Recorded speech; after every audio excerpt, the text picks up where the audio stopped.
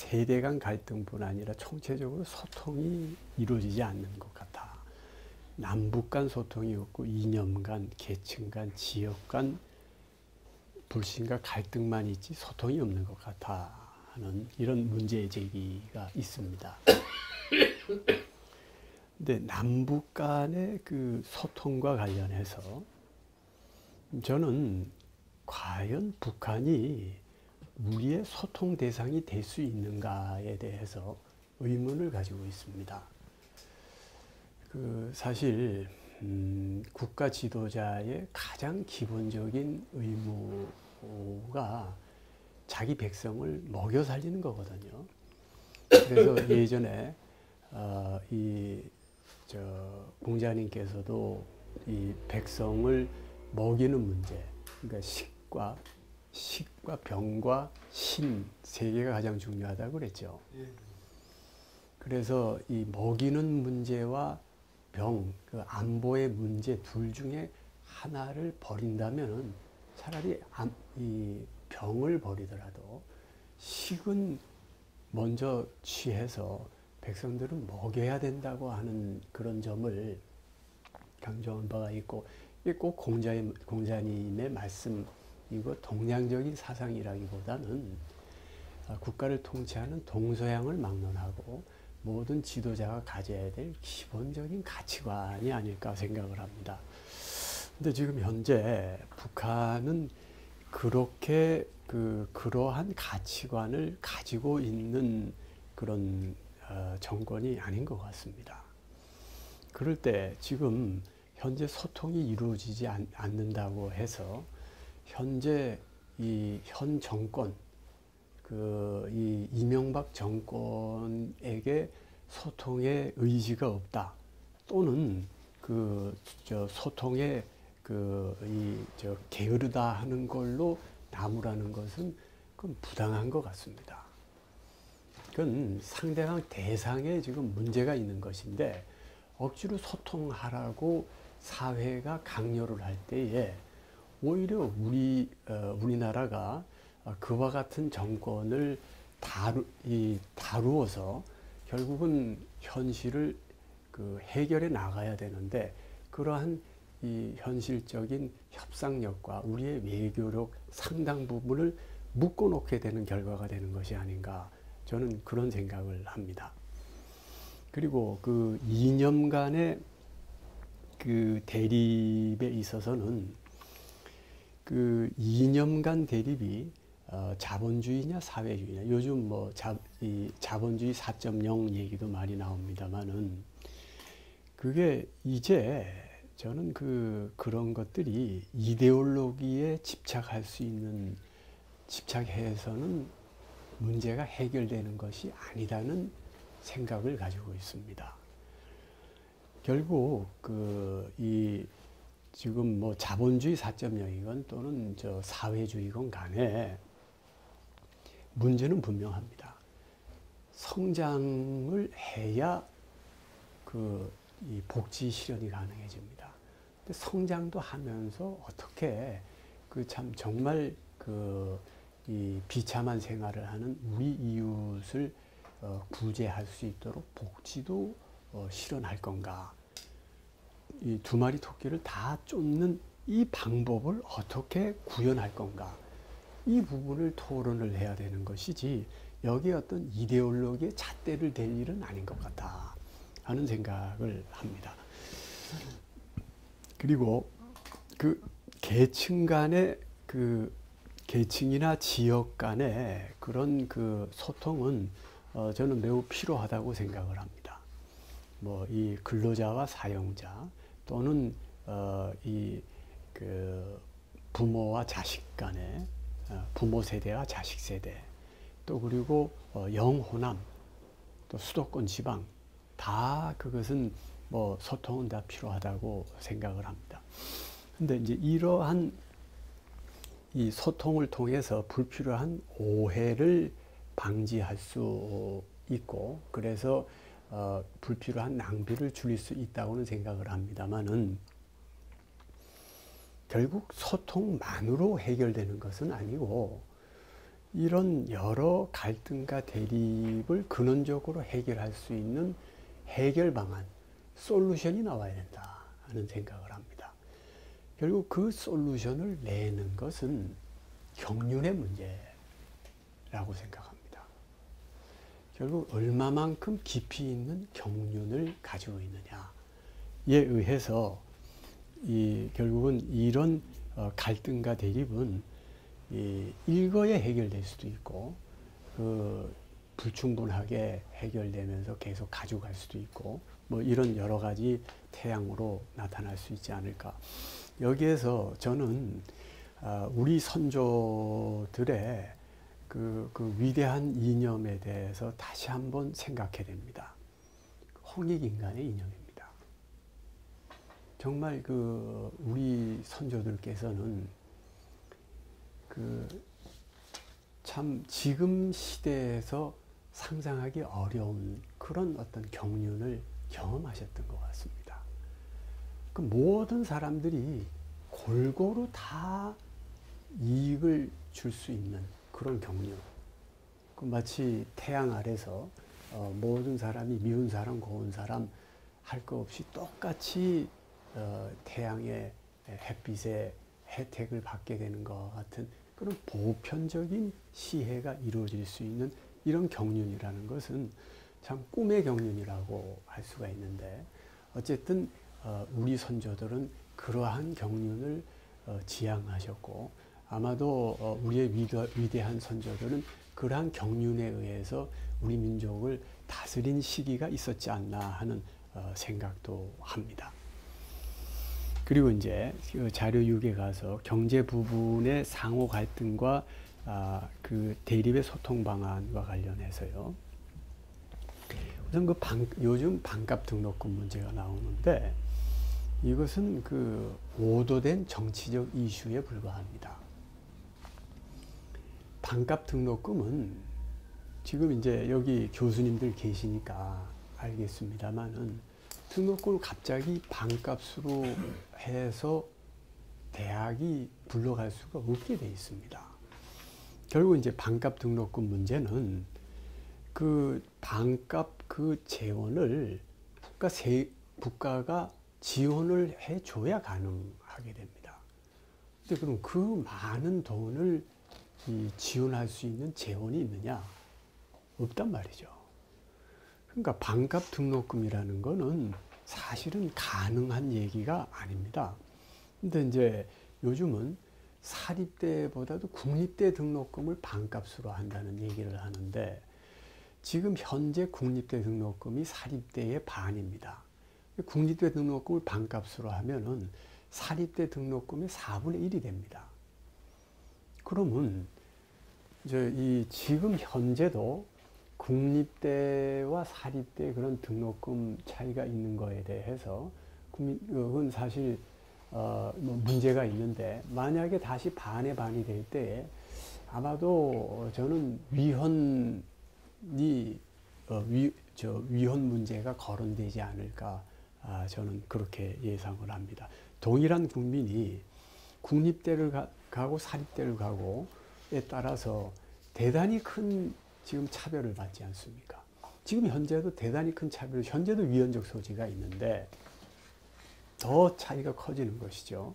결국은 이제 국민들은 모두 자기 세금으로 국립대 다니는 학생 학부형의 부담은 줄어주고 자기는 부담을 더하는 이런 형태가 되는 것이죠. 그래서 이 반값 등록금 문제는 상당히 좀 오도되고 있다 하는 이런 얘기를 생각을 하고 있습니다. 그 일자리 창출 문제와 그리고 보편적 복지, 선택적 복지의 이 실현에 관한 문제에 있어서 저는 우선 보편적 복지라는 것은 이것도 대단히 오도된 이 정치적인 그런 프로파간다와 같은 이런 성격이 있는 것이 아닌가, 저는 그런 생각을 합니다. 모든 사람에게 다 공짜로 주겠다 하는 얘기인데, 그렇게 되려면은 국가가 돈이 많아야 됩니다. 국가가 돈이 많아야 모든 사람에게 똑같이 무상으로 다 혜택을 나눠줄 수 있지 않습니까? 근데 그 돈이 어디서 생깁니까? 국민 세금 받아서 세금을 받아야 그 돈이 생긴단 말이죠. 그럼 국민 세금을 받아서 똑같이 다 나눠준다 하면은 그러면 아예 그 혜택을 주지 않고 세금 덜 걷는 것이 오히려 훨씬 이 효율적인 경우가 많습니다. 세금을 걷기 위해서는 거기에 따른 그 비용이라든지 뭐 또 그리고 저 행정력에 대한 여러 문제가 있지 않습니까? 물론 이제 세율의 차이에 의해서 뭐 이 참 저 우리 사회에서는 재벌들에 대해서는 왕창 더 많이 받고 뭐 좀 저 이 셀러리맨에 대해서는 좀 적게 받자 하지만 그것도 법에 의해서 돼야 되고 그렇게 많이 재벌에 대해서 세금을 대폭 올리면은 그 재벌이 우리나라에만 투자한다는 법이 없지 않습니까? 지금만 해도 지금 뭐 이 해외에 좀 공장을 얼마나 많이 각 중요한 기업들이 세우고 있는데 해외 공장을 세우는 만큼 일자리는 해외에 생기고 우리나라 일자리는 줄어드는 거거든요. 그러니까 지금 재벌에 대해서 또는 저 소위 가진 자에 대해서 핍박을 하는 것이 그렇게 해서 뺏어내서 못 사는 사람들한테 나누어 준다고 하는 이런 발상을 하지만 그것은 그건 허구에 불과하다고 생각을 합니다. 그리고 재벌이 그렇게 되기 전에 이미 다 해외에 다 분산을 투자를 시켜놓고 해외 일자리 다 만들고 지금 뭐 중요한 기업들이 그 해외 공장이 얼마나 많습니까? 그러니까 오히려 그런 재벌들을 잘 달래가지고 국내에 보다 많은 공장을 짓게 하고 해외가 아니라 국내에서 투자를 하도록 유도를 하는 게 오히려 정말 일자리를 더 만들어서 어려운 사람을 줄이는 길이 될 수도 있다는 측면은 깊이 이해가 돼야 될 것 같습니다. 다만 선택적 복지는 우리가 지금 우리 사회에 분명히 그와 같이 어려운 분들 그리고 또 본인 스스로 제대로 일할 수 있는 그런 능력이 없는 분들이 있기 때문에 그런 분들과도 더불어 사는 사회가 돼야 된다는 우리의 이상은 정당한 것이고 그를 위한 이 선택적 복지는 이루어져야 된다고 생각을 하고 있습니다. 그 대기업의 이익과 중소기업의 이익을 보호하는 이 부분도 사실 종전에 대기업의 어떤 경제적인 권력에 의해서 사실은 중소기업이 대단히 핍박을 받고 거의 불합리하게 기업을 뺏기는 그런 사태까지도 있었던 것이 현실이었습니다. 근데 이제 요즘 와서 재벌그룹 기업들을 중심으로 동방성장에 관한 이런 얘기들이 나오는 것은 매우 다행스럽고 이러한 성숙된 기업 문화가 점점 정착이 될 수 있게 되는 것은 사실 매우 중요한 일이라고 저는 생각을 합니다. 그리고 비정규직과 정규직의 이 갈등에 관한 문제, 이 부분은 기본적으로 우리나라에 비정규직이 많이 지금 양산이 됐기 때문에 생기는 문제인데 이 문제의 근본적인 원인은 사실은 노동관계법이 상당히 경직되어 있는 점에 있습니다. 그러니까 관계법이 어떻게 보면은 저도 법률을 전공했습니다만은 사실 매우 근로자에게 유리하게 돼 있고 다시 노동 관행은 그보다도 더 지금 이 근로자에게 유리하고 거기에 어떤 노동조합은 사실 일부 전문적인 단체에 의해서 지원을 받는 반면에 사용자 측은 사실 아마추어들인 경우가 많습니다. 그래서 이렇게 그 노동관계법에 의해서 대단히 근로자가 보호되는 모습을 보이지만 그 반작용이 바로 비정규직의 양산입니다. 그러니까 정규 직원으로 뽑아 놓으면은 노동관계법에 의해서 워낙 규제가 많고 불리하기 때문에 가능만 하면 정규 직원은 안 뽑는 겁니다. 그러니까 이런 사태를 오히려 막기 위해서는 오히려 역설적으로 노동관계법을 오히려 완화해서 이 기업가들이 사용주들이 보다 많은 정규직을 뽑을 수 있는 분위기를 조성해 주는 것이 이런 노노 갈등의 문제를 해결하는 근본 처방이 될 수 있다 하는 점을 지적을 하고 싶습니다. 그리고 그 밖에 뭐 다문화 사회에 대한 진입, 정치 권력의 신뢰성 문제, 이것은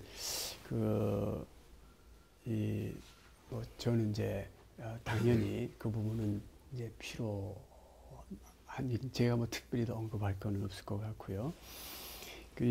많은 소통의 매체와 많은 소통의 부재 문제, 이 부분은 결국은 이제 그 소통은 말과 글로 이루어질 수밖에 없는데 그 말과 글의 아까 말씀드린 그 한계 때문에 그것이 역시 이 소통 매체가 많음에도 불구하고 여전히 소통에는 한계가 있고 때로는 그 소통으로부터의 사각지대도 생기게 마련이다. 그리고 오히려 정말 소중한 가치, 그것이 지적인 것이거나 감성적인 것이거나 그것은 직접적인 접촉에 의해서 전달될 수 있는 그런 관계인 것이지 그것이 그냥 말과 글로만 될 수 없는 경우도 있다 하는 그런 매체상의 한계는 유념해야 될 것 같아 하는 그런 생각을 합니다. 그리고 이제 소통의 원리로서 화쟁을 여기 지금 얘기를 했는데 사실 화쟁은 그 소통의 원리라기보다는 소통을 넘어선 가치라고 하는 게 옳을 것 같습니다. 결국 그 소통에 의해서 화쟁이 이루어진 화쟁은 기본적으로는 불의를 전제로 하는 것이거든요. 이 둘이 아닌 그런 경지가 될 때에 여기 스님께서 자세하게 설명을 하시겠습니다만은 화쟁이 되는 것이기 때문에 그런 그 불의의 경지는 소통으로 해결될 수 있는 것은 아니고 오히려 사제 간에 아까 말씀드린 바와 같은 직접적인 소통에 의해서 가능한 것이 아닌가 그렇게 생각을 해보았습니다. 그럼 이렇게 말씀을 제가 먼저 좀 드리고 스님께서 제가 중간에 적당한 한 10분 정도 더 있다가 가도 될 것 같습니다. 그럼 저는 천천히 말씀을 하시죠. 하시고 총장님 이제 마무리까지 지으시고 가시면 됩니다. 일 바쁘신데 죄송합니다. 아닙니다. 가만있어. 어떻습니까, 기자님? 좋은 말씀 많이 들었습니다. 조금 우리가 제가 이제 아까 좀 스님께서 마무리 말씀하셨는데 어떻게 그 부분에 관해서 뭐 특별히 좀 더 할 말씀은 없을까요? 이제 계속 몇 차례 더 하실 건데 계획이 있으시죠? 네, 그게 지금 이제 총장님께서 소통을 주의를 하셨는데 또 이제 다른 그 종교 지도자, 천주교나 기독교 똑같은 소통을 해야 될 것인지 그렇지 않으면 예를 들어서 종교의 어떤 사회적 참여라든가 사회 역할이라든가 이런 걸로 좀 주제를 바꿔서 하는 게 나을지 조금 더 일반적인 문제가 있으면은 또 지금 선례식 계획은 소통으로서 각각의 그 의견을 나누고 왔으면 하는 생각이었는데 어떻겠습니까? 이 소통에 대한 문제는 대가 여기서 말을 숨을 다 하지 않았나 싶은 그런 생각이 들거든요. 기본적인 말씀을 그랬을 때 소통도 아주 보편적인 그런 주제이지만 좀 더 다른 또 보편적인 주제가 있으면은 그걸로 바꿔서 하는 게 어떤가 하는 제 생각은 그렇습니다만 어떻습니까? 그런 게 소통으로 얘기하면 이게 또 시나리오가 안 나오지 않을까? 잘못되는 부분도 있는데 그렇습니다. 한두 부분만 말씀해 주시고 다른 부분 좀 일반적인 얘기를 하시면 좋을 듯 싶습니다. 근데 소통에 나왔던 주제 중에 한두 군데 더 뭐 언급하시는 건 좋은데 전체적으로 같은 주제를 가기는 좀 어렵잖아요. 다음 다음 그렇죠. 그러니까 그것을 제가 오늘 생각해보니까 소통이 아닌 또 다른 우리의 어떤 현안 그런 이슈가 있으면은 그걸 한번 생각해봤으면 싶습니다.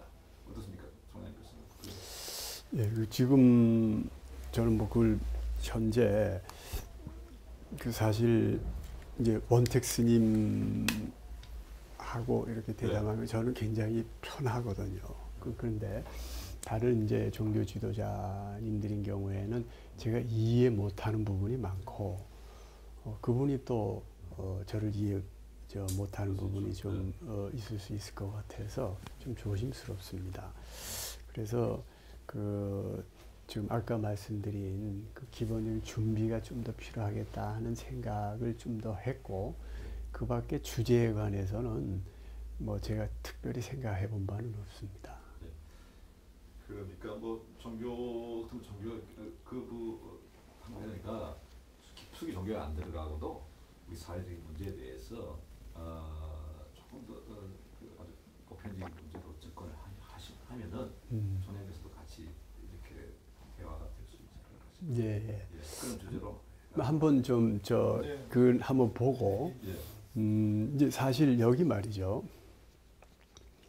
그 대립과 갈등 해소를 위한 소통 이게 일반적이지만 또 한편 이게 사실은 굉장히 아주 깊이까지도 타치가 될 수 있고 아주 그냥 그냥 보통의 이제 이 지식인들이 그 생각하는 어떤 문제 의식으로 다 공감될 수 있는 이런 주제인데 이제 모르겠습니다. 이 이제 아까 그 대립 갈등을 해소한다 할 때 결국 이제 아까 제가 자료 2에서 교육의 바람직한 방향에서 얘기한 것은 결국은 원흉이라는 이념으로 얘기를 한 거거든요. 그러니까 이게 불교에서 나온 것이지만 그러나 이제 그건 사실은 본질적으로 철학적이기 때문에 대학이 그것을 차용해서 그 이념으로 삼기에 조금 더 손색이 없는 것이고 그리고 그것이 사회에 소개되는 것도 모르겠습니다. 이 신문사 입장에서는 어떤지 모르겠습니다. 이 종교적으로 좀 중립적인 입장을 취해야 되기 때문에 괜찮을 것 같은 생각은 듭니다만은 이런 부분은 상당히 본질적이고 이제 그 부분에 관해서 할 얘기는 사실 굉장히 많을 수가 있습니다. 예, 맞습니다. 뭐 사실 제일 큰 문제고 이게 뭐 제일 어려운 문제이기 때문에 그럼 뭐 그렇게 뭐 가도 좋을 것 같으면은 다른 아니 혹시 다른 어떤 가능성을 한번 같이 한번 이 생각을 해봐 주시고요. 그래서 이게 더 좋겠다 그렇게 할 수도 있을 것 같습니다. 소통도 사실 할 또 그쪽은 또 다른 색깔로 다른 방법으로 말씀해 주실 글쎄요. 이런 각각의 문제에 대해서. 근데 실제로 지금 기독교 천주교는 잘 모르겠어요. 이제 천주교와 불교 간의 소통은 잘 비교적 이루어지는 거라고 보는데 기독교와 다른 종교 간의 소통은 참 이루어지지 않는 것 같아. 그러니까 이게 아까 말한 뭐 원흉 이건 떠나서 서로 간 이해하는 것도 어렵고 거기는 그 입장을 또 아까 말씀드린 바와 같이 이해할 수 있는 것이 이 교단에 그 아주 상당한 그 도구마가 있어서 그 반하면은 그대로 출교되는 이건 상당히 아주 살벌한 이런 부분이 있는 모양입니다. 그래서 그 부분은 참여하시는 분의 그런 입장을 또 이해하고 보호해드려야 되는 입장인데 우리가 난처하게 만들 수는 또 없다 하는 점 때문에 보는 문제는 좀 피해가면서 예. 어려운 문제는 일반적인 것으로 이 소통 예. 난제를 네. 불통의 난제를 어떻게 글쎄 말이에요. 예. 뭐 주제로 처음에는 그렇게 우리가 네. 한번 그렇게 가서 예. 한번 그렇게 가서 합시다. 예.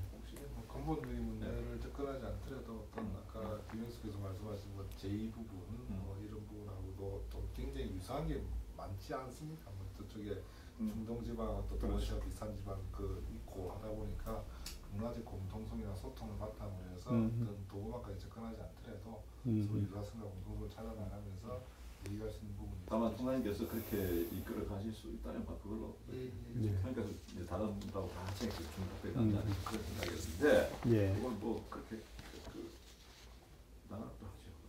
네. 뭐 이거는 예. 불교하고의 관계를 이렇게 했고 다음에 천주교나 그 좀 제가 그 지금 교육 현장에 특히 그 초중고등학교 현장에 지금 제기되고 있는 그 중화 불신에 대한 확산 교육의 문제 이 부분을 좀 언급을 했는데 글쎄 그거 지금 어떻게 받아들일지 모르겠네. 저는 그건 말이죠 대단히 좀 중요하다고 부정적인 걸 가르치면 안 되거든. 잘하는 세대에게는 밝고 긍정적이고 아무튼 행복하고 이런 거를 가르쳐야지 그 플러스를 가르치지 마이너스를 가르치는 건 아니라는 거거든. 그래서 이제 그런 부분을 제가 조금 비교적 완곡하게 얘기를 했는데 뭐 신문사의 입장도 있으니까 그분 잘 좀 조정을 하시되 그러나 그게 정확하게 전달은 돼야 될 것 같아요. 사회에 적어도 거기 교육 현장에 있는 분들이 이렇게 그냥 기성세대는 전부 도둑놈 뭐 이렇게 가르친다든지 또는 완전히 다 불신하는 쪽으로 또 그리고 이 사회는 전부 증오스러운 거고 깡그리 뭔가가 잘못됐고 가진 자만 농단을 하고 뭐 이런 식으로 잘못 인식하는 게 참. 탓을 안 하고. 근데 이제 그 부분이 이제 이 스님께서는 그냥 거침없이 말씀을 하시는데 다 그러시지는 않겠죠. 말씀하시면 안 됩니다. 예. 다 그러시지는 않으실 텐데 그러나 지금 그거는 저는 이제 지금 이런 이 일부 팟캐스트 방송에 나오는 이 세대 간의 불신 대립 이런 문제가 기본적으로 거기에서부터 연연하는 것이 아닌가 하는 점을 우려하고 있습니다. 그리고 이제 아까 미성숙의 문제를 거론했습니다만은 이제 성숙한 사회의 모습이 어떤 것일 건가. 이제 거기에 이제 바로 인문학적 소양에 관한 문제가 나오고 앞으로 이제 이 젊은 세대뿐 아니고 기성 세대조차도 계속적인 그 인문학적 도야가 필요하다는 이제 그런 그 얘기가 될 수 있는데 이제 이런 그 보다 성숙한 사회로 가야만이 이런 소통 부재의 문제도 또 이제 이 젊은 세대, 긴 세대 간의 갈등 문제도 근원적으로 해결될 수가 있는 것이 아닌가 하는 이런 부분에 대한 미성숙이 불통의 원인이다. 예. 볼수 있고 미성숙을 성숙하는 데는 이제 교육이 중요한 것이고 종교가 중요한 것이다. 예. 그러니까 이제 종교도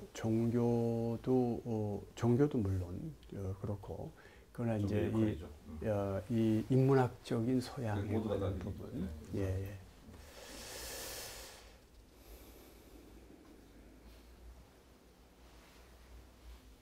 그래서 남북 문제에 관한 것도 제가 조금 뭐 과격했는지 모르겠습니다. 네, 그거 조금 완화하면 좋겠습니다. 하나도 과격하셨어요. 조금 완화. 글쎄요, 그러니까 이제 뭐 그거는 일단 이제 뭐 저는 그렇습니다. 이게 이제 기본 어느 정권이나 최소한의 책임감, 자기 백성에 대한 책임을 지는 게 있어야 되는데 지금 현재 과연 그런가? 그렇지 않을 때 가치관이 다르면 참 이게 이해하기가 어려운 건데, 근데 지금 우리 쪽만 지금 뭐라 그런단 말이에요. 그러면 점점 우리가 어렵게 되죠. 그게 저쪽은 지금 원래 통제불능인데, 그러니까 이런 부분에 상대방이 대단히 힘들고 통상적이고 상식적이지 않다는 점을 이해하고 이쪽이 여유 있게 우리 쪽이 전략을 구사할 수 있도록 그걸 보호를 해줘야 되는데 마련해야 되죠. 예. 그러니까 뭐 소통이 안 된다고 해서 포기하는 건 예. 어떻게 해든 소통할 수 있는 그런 안을 아주 모색해야 된다. 예. 열심히 노력해야 된다는 거죠. 그 노력이 이 정부가 어느 정도냐? 그래서 이제 지금 보면은 이 정부에 대한 질타